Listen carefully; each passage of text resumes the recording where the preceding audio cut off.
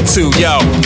Pick the pace up, I laced up the shoes, pulled the pants on my waist up, and told M-Rock, turn the bass up. Told a very popular rapper that we could face up. He ain't had the courage to get into a skirmish. To the ladies always, I'm frank and earnest. In New York, I'm Frank. In LA, I'm Ernest. In Philly, I'm Phill, more fire than a furnace. I may be why you're discouraged, the reason why you're nervous. I admit I could be a jerk sometimes, but I got a special purpose. To rock you like Amadeus, famous for doing something heinous, like putting my foot in your AA. Wait a minute, I wasn't finished cause I replenish and generate another ill sentence. Phill is a menace, most chill, but when I flip out, I pay penance. Shove you hard like get out, Elaine Bennis.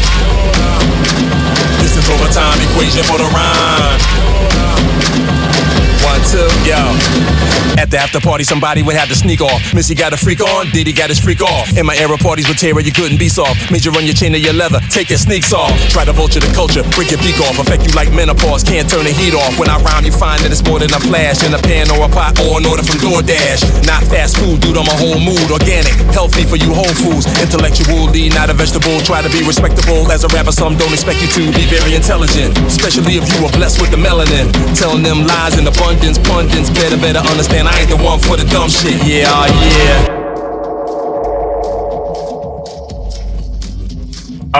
Well, first of all, the music is M-Rock. Yeah, he brought the music, and when I heard the music, all right. So for that song, "Distance Over Time," that's like the second part of the song "Speed Equation."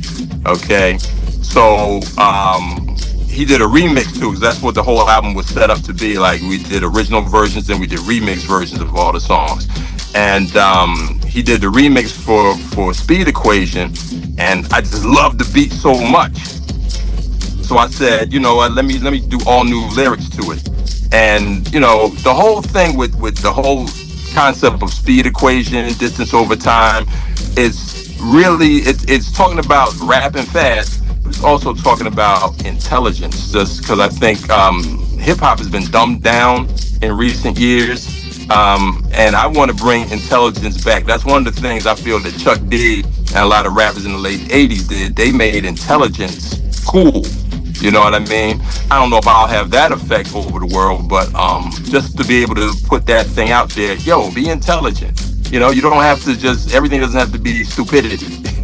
You know, let's do something that's more intelligent. So that's what I tried to do, while also having fun and getting funky with it at the same time. You know, a little bit of all that.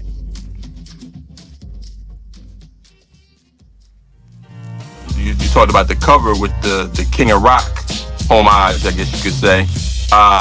Yeah, that was from the whole thing where M-Rock had this idea of making it rock themed. You know what I mean? And I like that, because it's a different kind of a sound. You don't hear too many hip hoppers really doing that now. So I like that idea. And then we were trying to figure out what to do for the cover. So my man C-Doc, both of these guys are you know, the main guys other than Chuck D at Spit Slam. And he came up with the idea, yeah, let's do the King of Rock cover over. And I said, yo, that's perfect. And when he did it, it hit perfectly. It fit right with the music and what the whole thing was about. Yeah.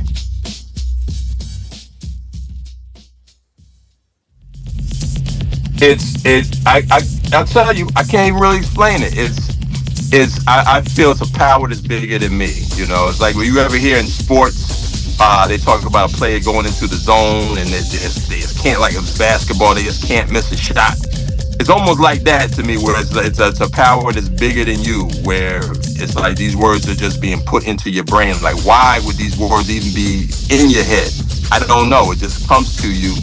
And, you know, also over years of learning how to put words together and everything, it makes it easier to come up with rhyming words. And you find ill ways to put it all together. And, yeah, and that's the thing. I like to do it different ways. So there's no one set way of doing anything. It just comes however it comes, and that's the creative that's in you that brings that forth. You know what I mean?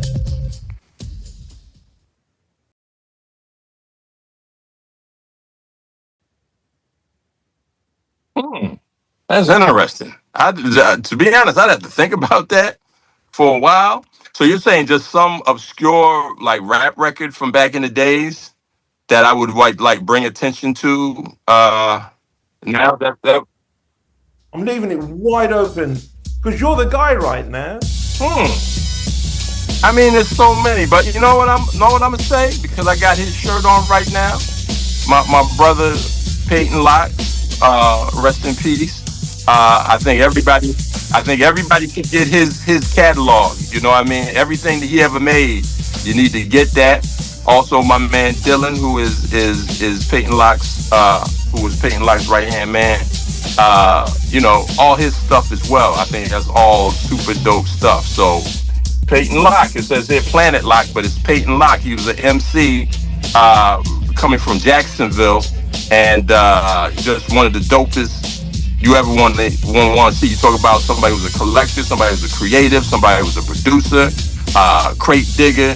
He did everything as far as hip hop goes, and just super super talented. And he passed away way too soon.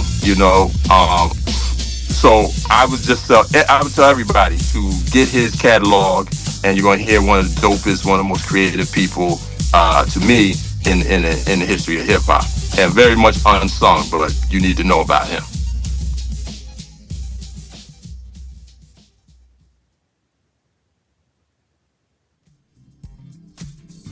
Oh, I was a big Beastie Boys fan back then. I'm a big Beastie Boys fan right now. I kind of wish that Ad Rock and Mike D would keep recording, keep making Beastie Boys records, even though unfortunately Adam Yauch is no longer with us.